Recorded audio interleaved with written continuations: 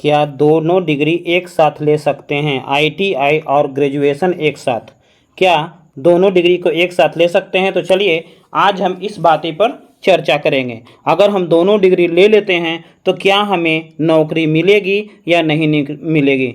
जी हाँ दोस्तों, take ITI में आपका स्वागत है। आज हम दो मुद्दों पर बात करेंगे, क्योंकि बहुत सारे बच्चों का कमेंट आ रहा था, बहुत सारे बच्चे पूछ भी रहे थे कि क्या सर हम आईटीआई भी कर रहे हैं और ग्रेजुएशन भी कर रहे हैं, तो क्या दोनों डिग्री को हम एक साथ वैलिड कर सकते हैं? कहीं फॉर्म भरेंगे तो क्या दोनों डिग्री को एक साथ हम डाल सकते हैं? क्या उससे प्रॉब्लम होगा और क्या आगे चल के नौकरियों में दिक्कत हो सकता है? तो चलिए बारीकी से इसके बारे में जानते हैं।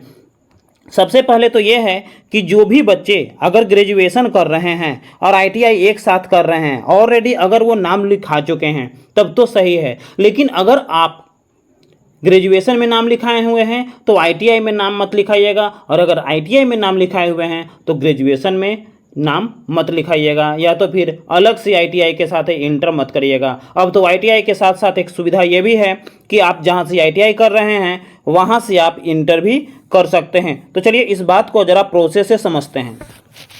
सबसे पहले अगर आप आईटीआई कर रहे हैं तो आईटीआई ये रेगुलर कोर्स है, ये रेगुलर कोर्स है।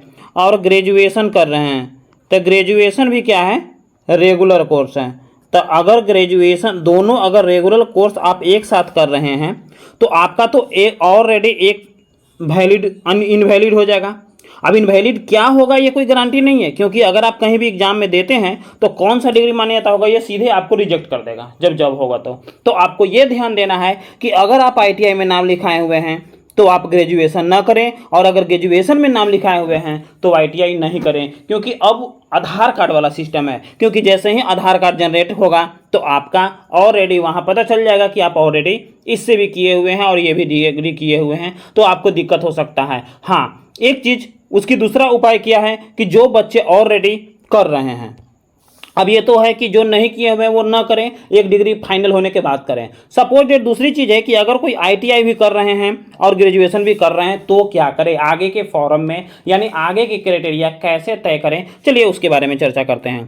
तो सबसे पहले अगर आप आईटीआई कर रहे हैं और साथ साथ ग्रेजुएशन भी कर रहे हैं तो आपको करना क्या है, जहाँ आईटीआई का फॉर्म भरें, जहाँ आईटीआई का पर फॉर्म भरें वहाँ ग्रेजुएशन पर फॉर्म न भरें, यानी सीधे उसको निगलेक्ट कर दें, यानी उस डॉक्यूमेंट को सबमिट नहीं करें। अगर हायर क्वालिफिकेशन पूछे तो आप सीधे डाल दें मैट्रिक प्लस आईटीआई, ग्रेजुएशन का जिक्र ही ना करें।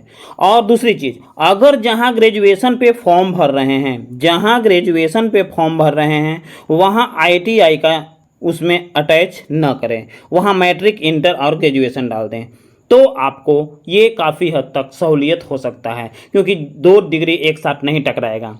लेकिन नया में न करे वो भी, क्योंकि वो आपको पास ऑप्शन भी आ सकता है कि तो आप आखिर क्यों किए ऐसा, तो आपके पास रहेगा कि सर पहले पता हमको नहीं था। अब जानते भर में करिएगा तो आपको बोला जाएगा कि आपको तो पता था तब भी ऐसा क्यों किए, तो थोड़ा सा आपको दिक्कत हो सकता है, कभी बहुत भी दिक्कत हो सकता है।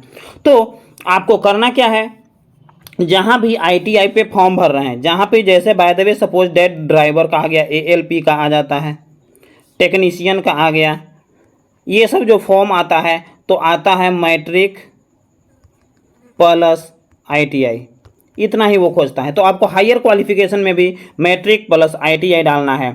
सपोज दैट आप इंटर अगर अलग से किए हुए हैं तो अगर आईटीआई के बाद इंटर किए हैं तो इंटर डालिएगा, अगर साथ साथ अलग इंस्टीट्यूट से किए हुए हैं इंटर तो मत डालिएगा। हाँ, एक चीज़ और, अगर आप आईटीआई कर रहे हैं और अब प्रोसेस आ गया है कि आईटीआई प्लस इंटर भी यहीं से कर लें, तो अगर उसी इंस्टीट्यूट से कर रहे हैं, यानी जहाँ से आईटीआई कर रहे हैं वहीं से अगर आप इंटर भी कर रहे हैं तो आप इसको सबमिट कर सकते हैं। इसके बाद आप ग्रेजुएशन भी अगर किए हुए हैं तो भी आप ये सब सबमिट कर सकते हैं। लेकिन अगर अलग अलग है तो आपको सबमिट नहीं करना है, अलग अलग है तो सबमिट नहीं करना है। कोई को जहां हम आप आईटीआई पे फॉर्म भर रहे हैं वहां ग्रेजुएशन को निगलेक्ट करना है, और जहां ग्रेजुएशन पे फॉर्म भर रहे हैं वहां आईटीआई को आपको निगलेक्ट करना है, तो आपको कोई भी दिक्कतों का सामना नहीं करना पड़ेगा।